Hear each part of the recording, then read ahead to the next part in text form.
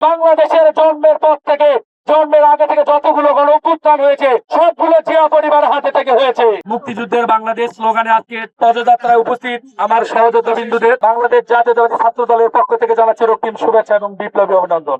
আজকের এই পদযাত্রার মূল উদ্দেশ্যটাই হচ্ছে একমাত্র আমরা যারা বাংলাদেশ জাতীয়তাবাদী আদর্শে উদ্বুদ্ধ তারাই মহান মুক্তিযুদ্ধের 1971-এর স্বাধীনতা এবং 24শে জুলাই আগস্ট গণ অভ্যুত্থানকে বুকে ধারণ করি। আর আমরা বাদে আর কোন সংগঠনই এককভাবে মহান মুক্তিযুদ্ধ এবং জুলাই আগস্ট গণ অভ্যুত্থানকে ধারণ করে না।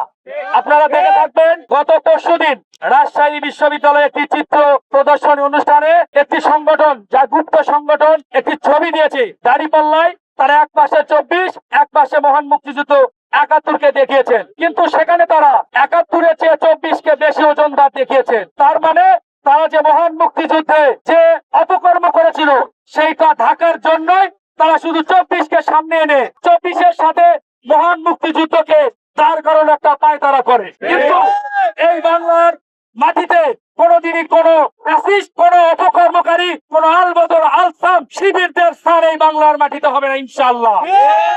আমার নেতা জনাব তারেক রহমান প্রথম থেকেই বলে আসছে বাংলাদেশ ফার্স্ট। দেখেন 1971 সালের মুক্তিযুদ্ধে যেমন পাক হানাদার বাহিনী এবং 24শে জুলাই আগস্ট গণ অভ্যুত্থানে ফ্যাসিস্ট পৃথিবীর একমাত্র মহিলা প্রতীক শেখ হাসিনা দ্বারা আমাদের রাজপথ রঞ্জিত হয়েছিল।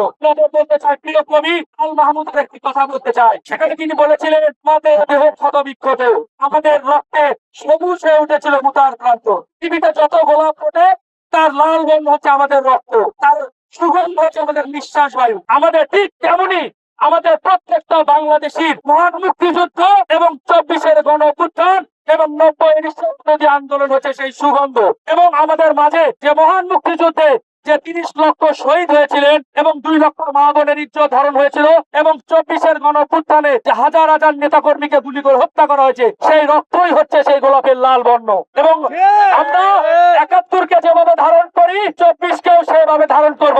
আমাদের নেতা বলেছেন যে জুলাইয়ের প্রত্যেকটি দাবি এই বিএনপি সরকার পূরণ করবে, পূরণ করবে এবং পূরণ করবে। যারা 71 এবং জুলাইকে পক্ষে বিপক্ষে দাঁড় করার চেষ্টা করে তাদের উদ্দেশ্য কখনোই ভালো নয়। তারা সবসময় বাংলাদেশকে অন্য রাষ্ট্রের কাছে বিকিয়ে দিতে চায়।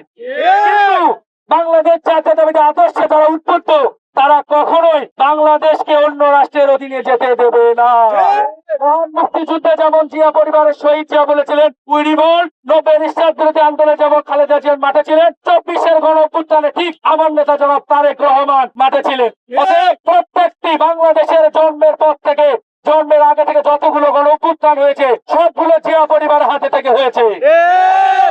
কেউ যদি দেশ বিকিয়ে দেওয়ার, দেশ বিক্রি করার ধান্দা করে তাদেরকে ছাত্র সমাজ রুখে দেবে। আজকে আপনাদের মাঝে এটুকু বলতে চাই যে কেউ জুলাই এবং 71-কে মিশাবেন না। দুইটা দুই পাত, আমরা দুইটাকে ধারণ করব এবং আগামীর বাংলাদেশকে এগিয়ে নেব এবং সবার আগে বাংলাদেশ, বাংলাদেশ ফার্স্ট এই স্লোগান নিয়ে এগিয়ে যাব।